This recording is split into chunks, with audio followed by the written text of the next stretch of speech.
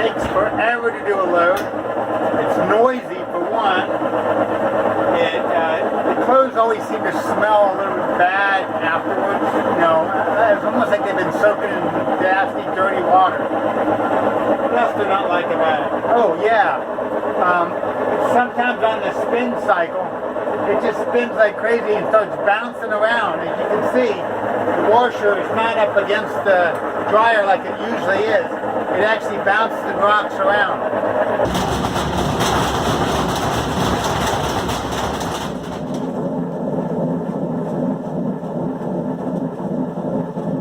So even if it was something out of balance, how do you open it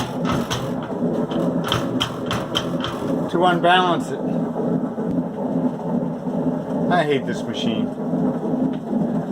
We've had good luck with Kenmore in the past, but this is a bad machine. And we're taking the top off to try to find out why there's a problem with the balance of this machine. You got to pull these two clips off. They look like this. The top kind of goes in and wedges up, and it's got two little 1/4-inch screws. Get them off. You take the bottom, flip it out, and just pull the top out. It's pretty self-explanatory, and they kind of go in back in the same way. And as you know, the water's turned off and it is unplugged. No point in getting shocked or something weird happening, so you always want to unplug, turn the water off just in case something bad happens. I don't make a huge mess.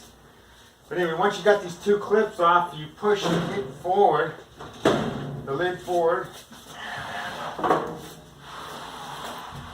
slide it back around, and lift up. Oh, shoot, it doesn't really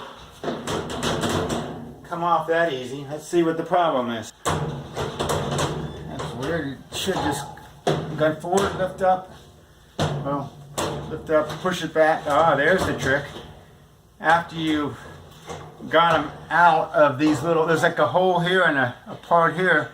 Once you get it out, you gotta push it back to get it to lift off. Let's see it again. Okay, that's how it originally is. Pull it forward and lift up, it won't come out, but then if you slide it straight back, and it comes up. Very simple, very easy, very quick. Once you know the secret. I'm going to just pivot this up and see if we can find the problem. The lid fell over. There you go.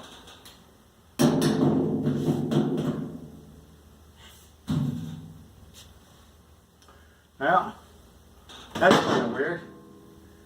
You got two springs, one here, one over here, but there doesn't appear to be any springs on this side. So what keeps it from banging into the wall? Let me show you. It's got a little spring, and I'm talking a little tiny rinky-dink spring. Looks like it can't do much of anything. Got one here and one on the front, but there doesn't appear to be anything on this one. See how they're attached?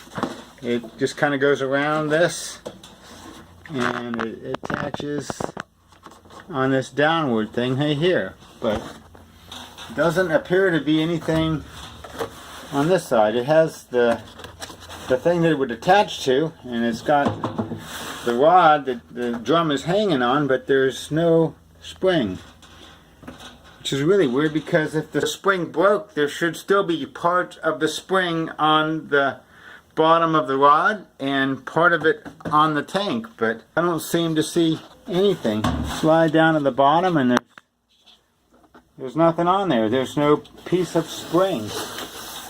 And I'm looking around on the bottom, and I don't see any springs or parts of springs on the bottom. So did this drum just come with two springs on one side? Well, I don't know. I'm assuming that's the problem. Well, one side I got off, the other side is kind of a pain. I'm just going to pull it off. Here's what the spring looks like. Doesn't look like much of a spring at all. Doesn't appear to be any tension at all. This is nothing. I mean, I could spring this out with one hand and like this. So I find it hard to believe this little spring can keep that drum in the center. But all there is 2 of these, and 2 are missing, so I'm going to take this off, which I already did, and take it to the store and try to get some replacements for it. I'm just going to get 4 springs and make them all the same. Well, this is what Home Depot had in the way of springs. Had a kit, and none of them were the same as this. These were a lot longer. These are shorter. Looks like these have a little more spring on them than the ones I have, but I'm going to try using the short spring, the little one, because it's probably closer. Now, it took me a while to get it off before untwisting these, but I'm just going to pull them off. It just bends off, comes off really easy. This one's probably not going to be so easy to get on. I'm going to try to put it on this side first. I got some needle nose pliers here.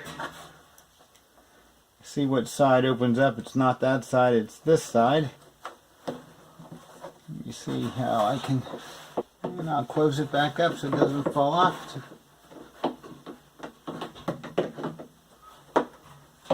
Well, really can't really fall off, it's got tension on it. And this side opens up. I'll put it around that. There we go.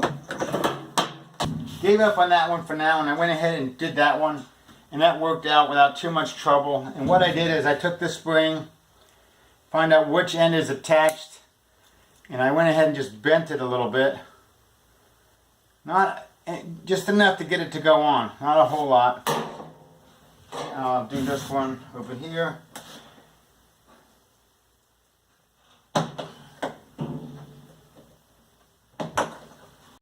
And now that I got it open just a little bit, I'm going to try to hook it on this thing, which is about the same diameter as this, which is what the problem is. And see if I can just kind of bend it back like so. Actually, there's something else. Let's try these pliers, see if they'll hold it a little bit better.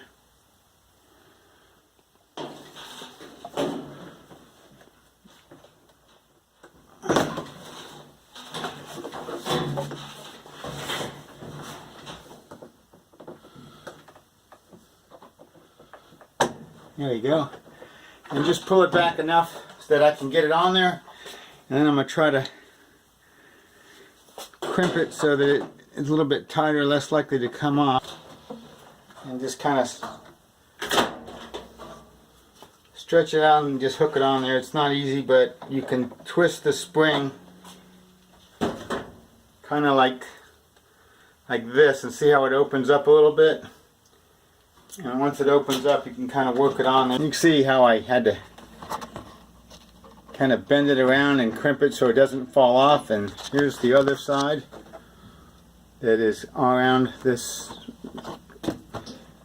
nylon or whatever it is support pole. I got it hooked onto that. Just for grins, I'm going to try this other tool I have. It's a reverse pliers, and I'm going to stick it in there and see if it will open up a little bit more, which, hey, it worked out pretty good for that side. And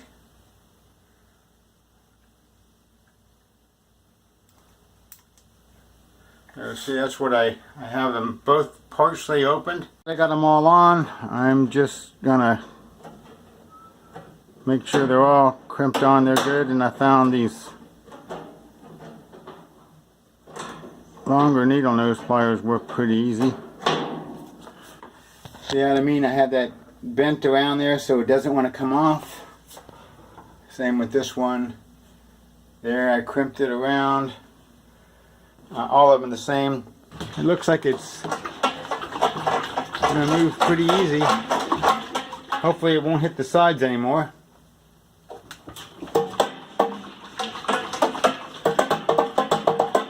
Sounds a little bit weird, but we'll have to see how that works. Lower this lid back. Make sure it lines up on the back. It's supposed to. Check the front, make sure the tabs are lined up.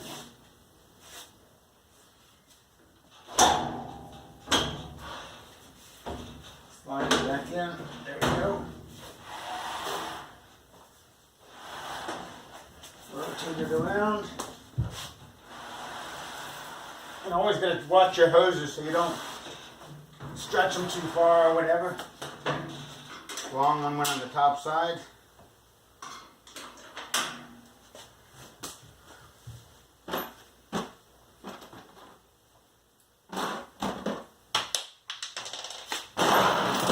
You don't lose any of the screws or drop one, but I can find it. And I'll be honest, there was a little bit of a learning curve because all the ones told me how to take this off did not have my particular washing machine that I could find on YouTube, and none of them showed me what to do. So I originally I had taken this plate off here. I didn't need to. I detached this from the lid, which I didn't need to. I see that either I just bent this or it got bent earlier. And now I'm going to find that lost screw. So ideally this is just a real quick, the hard part is getting those springs to fit on there. Back in, turn the water back on. Back where it's supposed to go. But anyway, what I ended up doing, I took these reverse pliers, stuck them in like so, and just pressed a little bit and opened up to pretty much what I wanted. And then I'd recommend doing the bleacher first because it's kind of hard to get in there. Plus when you have all the other springs on it, it's fighting you. So if you were to put this one, the one that's behind the bleacher, on first, this is a longer spring, but the one that I used, and you know, open it up about like that, you can almost just snap it on by the twist, you know, as you put it in there. But it wasn't as hard as I thought it would be.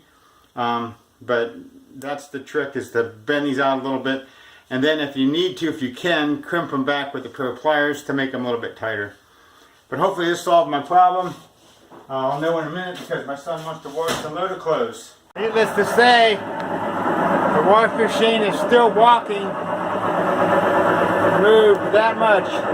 New springs did not fix the problem. Something else is causing it to dance like a wild engine. Well, I got another idea. We'll work on that later. So I pulled the top off, and I discovered that this one rod here had come off. I don't know. I did pull one of them up. I don't remember which one, to see how that went on, and maybe that was the problem. Also, this spring was down on hanging down on the rod. It had come off of the drum. The spring that I had in there, and this is the original spring that came out of there. So, you know, this is so chintzy that I go, well, maybe it doesn't have to be so tight. So I took this one out on two of them and replaced it with a longer one. And by the way, the longer one was much easier to put in.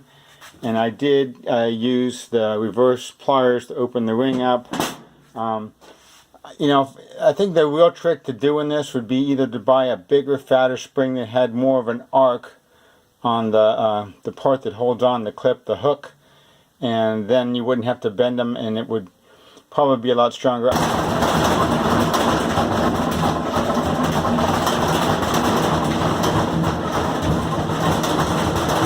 No, I don't think it has anything to do with those springs. There's something majorly wrong. We're on YouTube, and some guy had some little idea putting pool noodles in. So I'm going to give that a shot. What we're going to do is we're going to tie this up around the drum so that it sits down a ways on this. So hopefully it will cushion the rub against the sides, and hopefully, I'm sure you wear in a little bit, you know, compact it a little bit, so it should hold on the edges. So we'll have to see how it works.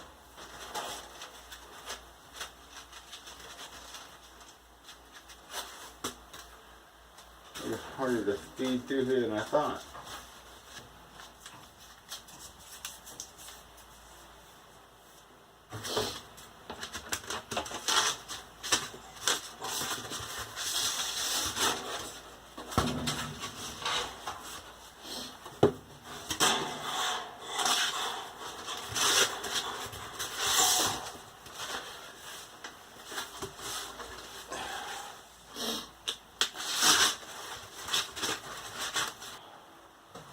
And now we're going to slide these bad boys in here. Slide that over.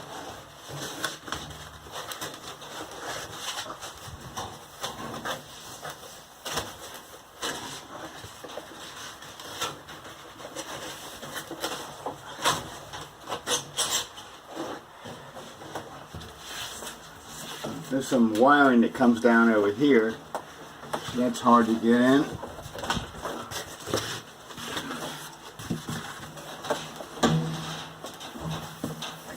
Press it a little bit. Of course, my fat fingers in the way don't help.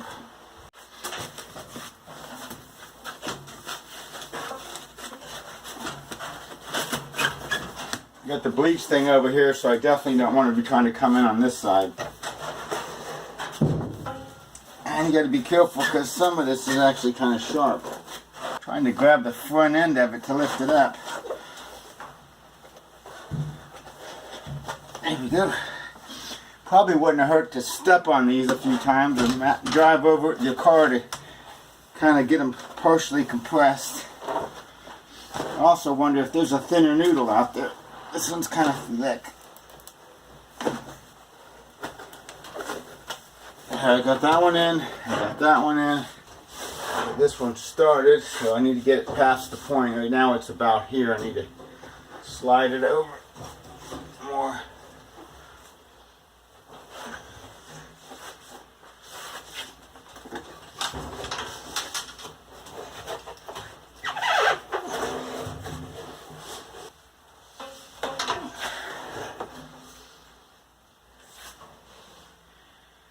It's right about here. I need to go that much further. Got a little umbrella pole I'm going to use as leverage. Probably a piece of wood would probably work. I'm coming in behind this top, so I don't want to break that. And I'm hitting the drum somewhere around the midpoint. There we go.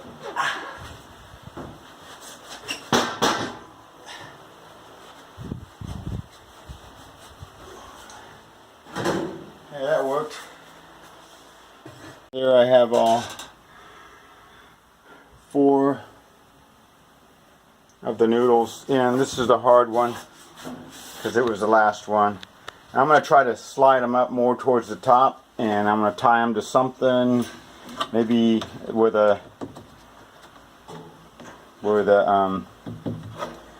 springs were attached, so that they won't slide down. After a while they're going to compress, and they may want to just slide down. Of course, if they do that, they won't work, and I have no idea if they're going to work anyway. So anyway, I got them tied together, both ends of the rope. I tied a loop in one, a loop in the other, and then, basically put some tightness on it.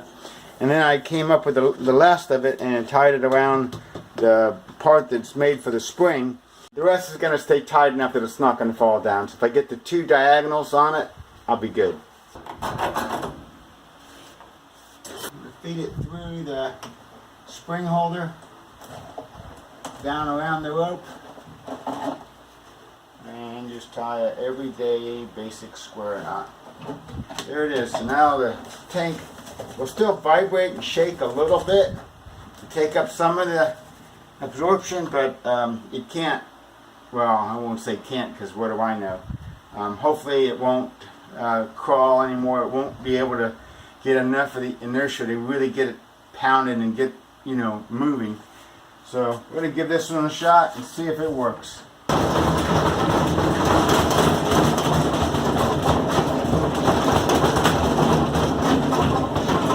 As you can see, I did not fix the other washing machine.